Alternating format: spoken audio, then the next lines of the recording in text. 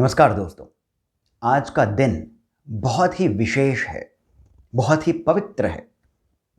करीब 5158 वर्षों पहले यानी 5158 ईयर्स पहले आज ही के दिन भगवान श्री कृष्ण ने अर्जुन को गीता का उपदेश दिया था। उन्होंने ये उपदेश क्यों दिया था? क्या केवल इसलिए कि वो चाहते थे कि अर्जुन अपना गांडीव उठाएं और नरसंहार कर दें? केवल इसलिए नहीं। गीता में धर्म, कर्म, आध्यात्म, न्याय, इन सभी के बारे में बहुत सी मूल बातें बताई गई हैं। न्याय संगत धर्म का पालन ही कर्म है और न्याय संगत कर्म ही धर्म है। न्याय को हम अक्सर जजमेंट समझते हैं, जो कि गलत नहीं है, पर न्याय में ज्ञान भी आता है। स्वयं के बारे में ज्ञान, स्वधर्म का ज्ञान, स्वयं के कर्तव्यों का ज्ञान। यदि भगवान श्री कृष्ण चाहते तो क्या वो उस महाभारत के भीषण युद्ध को एक ही क्षण में समाप्त नहीं कर सकते थे? या फिर यदि वो चाहते तो कदाचित वो महाभारत का भीषण युद्ध होता ही नहीं। पर यदि ऐसा होता तो फिर भीम की, अर्जुन की प्रतिज्ञा का क्या होता? द्रौपदी के चीरहरण का न्याय कैसे होता? लाक्षागृह और जितने भी अन्य अन्याय पांडवों पर कौरवों ने किए, उनका न्याय कैसे मिलता? आज की कथा इन्हीं न्याय मूर्ति भगवान श्री कृष्ण के बारे में है। आज की कथा महाभारत से नहीं है और ना ही किसी पुराण से है। आज की हमारी कथा निमाड़ी भाषा की एक लोक कथा है। निमाड़ी मध्य प्रदेश के कुछ क्षेत्रों में बोले जाने वाली भाषा है, बोली है। और इसी कथा में बहुत ही सुंदर लोक गीत का भी समावेश है। हाव ओमा हाव, न्याय हो तो असो, राजा हो तो श्री कृष्ण जसो। This is where stories begin. एक दिन सुबह सुबह ब्रह्म मुहूर्त के समय कुछ महिलाओं के गाने बजाने, उनके संगीत के कारण भगवान श्री कृष्ण और उनकी 8 पटरानियों की नींद टूट गई। सभी रानियां उठीं और श्री कृष्ण के पास गईं। उनसे पूछा, प्रभु, इतनी सुबह सुबह ये महिलाएं गीत क्यों गा रही हैं और ये कहाँ जा रही हैं? तब श्री कृष्ण ने अपनी रानियों को बताया कि आज से कार्तिक का पवित्र मास आरंभ होता है और ये सभी महिलाएं यमुना जी की ओर जा वहां पर दीप जलाएंगी और उनकी पूजा अर्चना करेंगी। फिर उन्होंने अपनी रानियों को कार्तिक का महत्व बताया। अब इन सब को सुन करके उनकी सभी रानियों ने कहा, प्रभु, यदि आपकी आज्ञा हो तो हम भी इस कार्तिक के पवित्र मास में कुछ पुण्य प्राप्त करना चाहती हैं। श्री कृष्ण ने कहा, ठीक है, जैसी आपकी इच्छा हो। बस फिर क्या था, तभी से सभी रानियों ने ये तय किया कि वे भी प्रतिदिन उठ करके तैयार हो करके यमुना जी की ओर जाएंगी और वहाँ पर वो दीप जलाएंगी, पूजा अर्चना करेंगी, प्रसाद चढ़ाएंगी और वो प्रसाद ला करके भगवान श्री कृष्ण को भोग में लगाएंगी। अब इन्हीं में एक राई पटरानी थी जो बहुत उत्सुक थी कि मैं इन सभी से पहले जा करके वहाँ पर पूजा करूँगी और फिर सबसे पहले मैं ही भगवान श्री कृष्ण को भोग लगाऊंगी। अब ऐसे में सभी रानियां लंबे रास्ते से यमुना जी की ओर जाती थी, पर राई पटरानी ने दूसरा मार्ग अपनाया।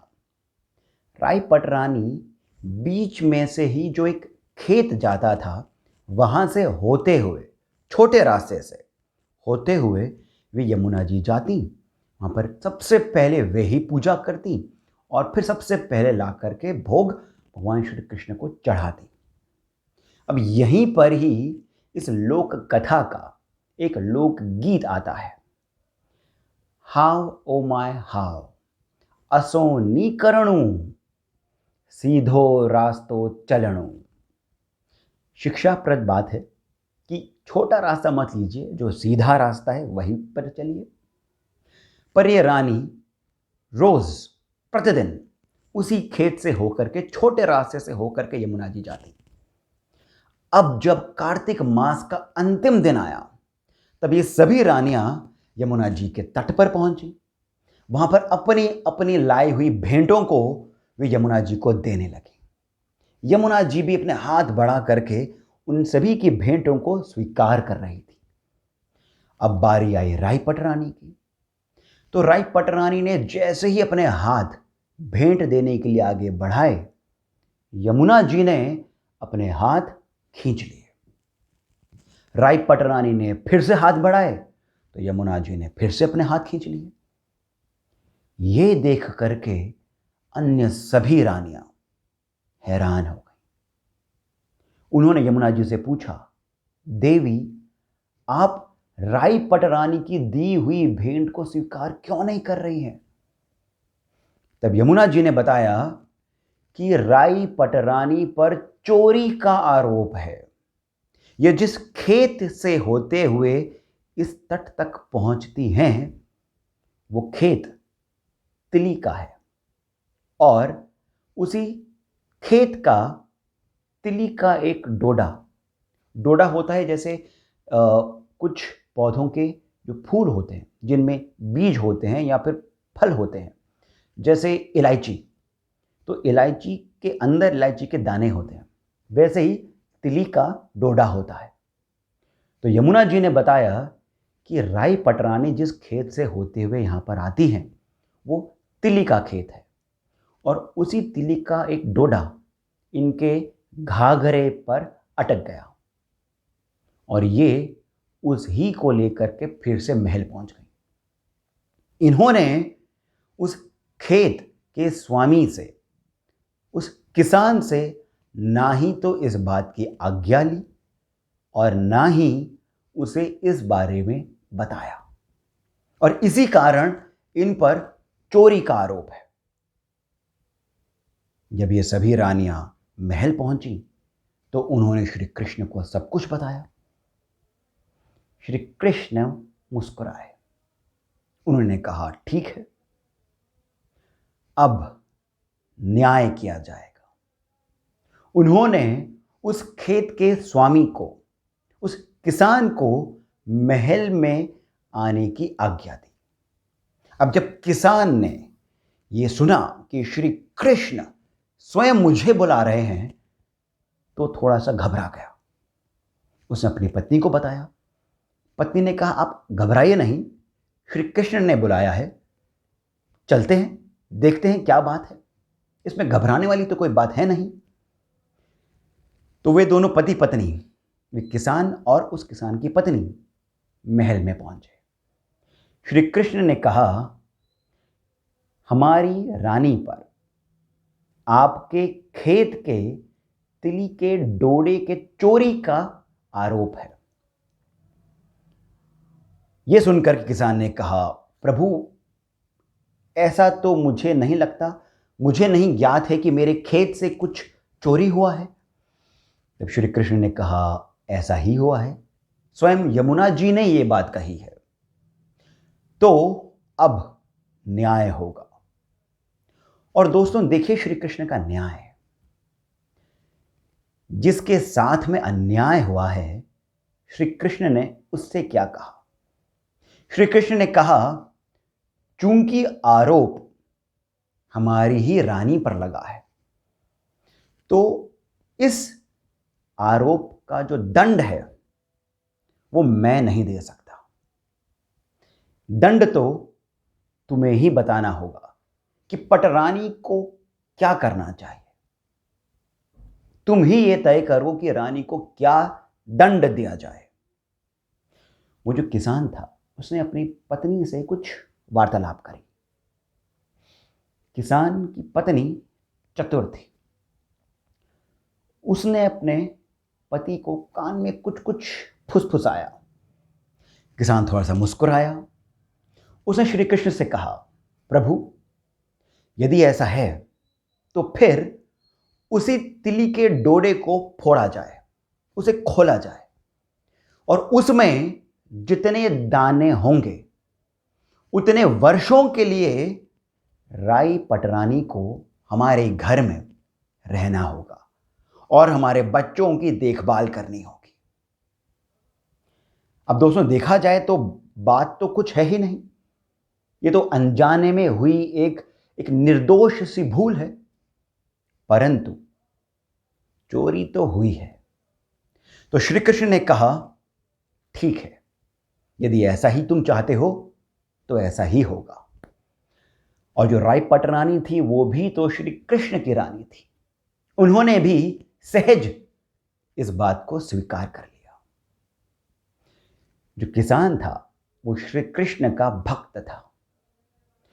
उसने धन या पद नहीं मांगा।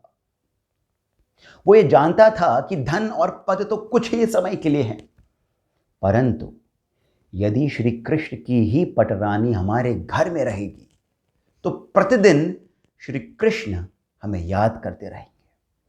और इस बात से बढ़कर और क्या बात हो सकती है। फिर ऐसा ही हुआ। 12 वर्षों के लिए राई पटरानी उस किसान और उसकी पत्नी के घर में उन दोनों के बच्चों की देखभाल करती रही। किसान और उसकी पत्नी ने भी राई पटरानी को अपनी बेटी की तरह रखा। प्रतिदिन वे दोनों खेत को जाते और राई पटरानी उन दोनों के बच्चों की देखभाल करती। समय बीतता गया। 12 वर्षों बाद फिर से कार्तिक का महीना आया और फिर से राई पटरानी यमुना जी के तट पर जा पूजा पाठ दीप जलाने लगी। जब अंतिम दिन आया तो राई पटरानी ने फिर से अपनी ही ली हुई भेंट को यमुना जी को प्रदान करी। अब इस बार यमुना जी ने राई पटरानी की दी हुई भेंट को प्रसन्नता से स्वीकार कर लिया। ये बात आग की तरह फैल गई। श्री कृष्ण को जब इस बात का पता चला तो वे भी बड़े प्रसन्न हुए। उन्होंने स्वयं अपने रथ को सजाया। सभी पटरानियों से कहा, तैयार हो जाइए, हम सभी राई पटरानी को मान सम्मान से महल में वापस लेकर आएंगे। वे सभी उस किसान के घर तक पहुंचे। किसान गदगद हो गया कि भगवान श्री कृष्ण स्वयं मेरी छोटी सी कुटिया में आए हैं। 12 वर्षों में राई पटरानी को किसान, उसकी पत्नी और उन दोनों के बच्चों से स्नेह हो गया था। वहां से जाते हुए वे सभी भाव विभोर हो गए, रोने लगे। और जब श्री कृष्ण राई पटरानी को सम्मान सहित रथ पर बिठा वहां से चले गए, तब भीगी हुई आंखों से किसान ने अपनी कुटिया की ओर जब देखा तो पाया कि अब तो वहां पर कुटिया है ही नहीं। वहां पर अब एक अद्भुत सा महल है। उसने अपने कपड़ों को देखा तो कपड़े भी अब उसके मैले कुचैले फटे हुए नहीं थे। नए, एक राजा की तरह अब उसके भी कपड़े हो गए थे। उसके बच्चे अब पतले दुबले नहीं थे, हृष्ट पुष्ट और स्वस्थ लग रहे थे।